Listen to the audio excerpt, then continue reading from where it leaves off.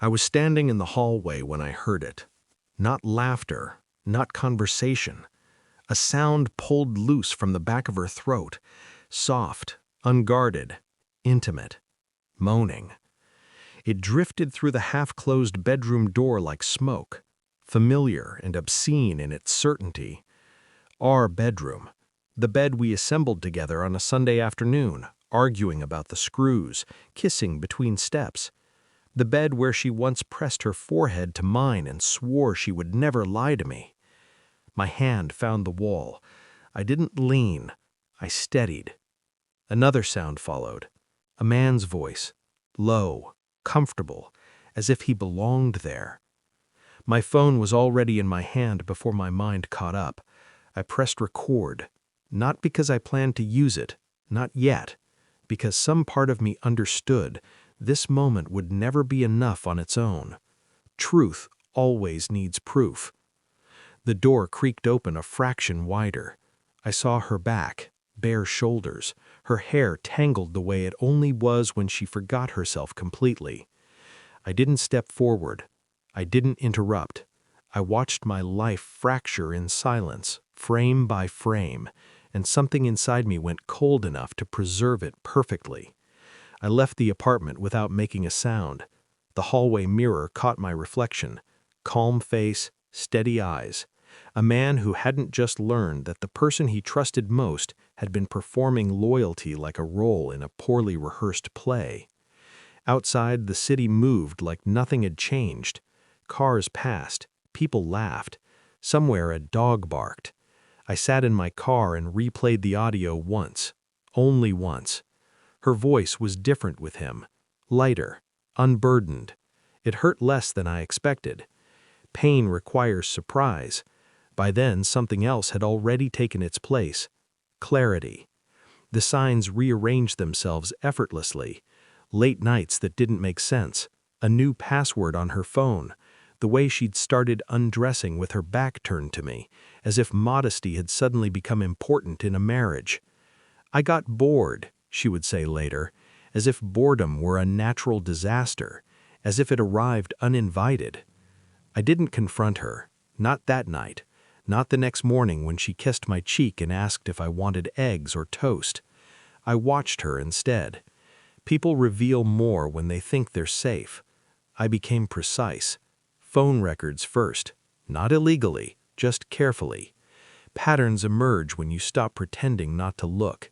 Repeated numbers, long calls made from places she said she hated. Then observations, her posture when she texted, the way she smiled at nothing, how she showered immediately after late meetings. I smiled back, played my part.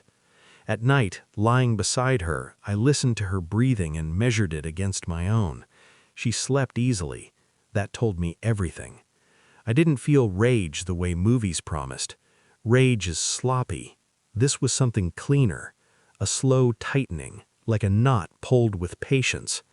I backed everything up, cloud storage, external drive, time-stamped, organized. Evidence isn't about revenge, it's about control. She began to sense a shift, asked if I was okay, touched my arm longer than necessary, guilt masquerading as affection.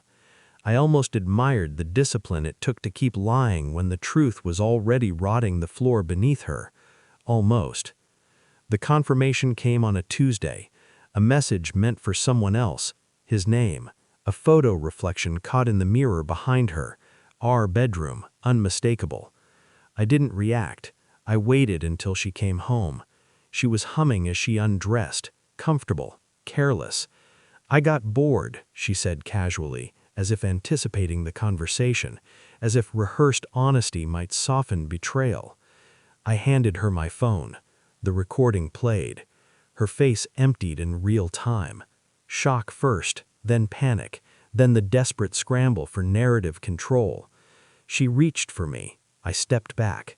"No," I said. My voice surprised us both, calm, flat. She cried, explained, blamed time, routine, me.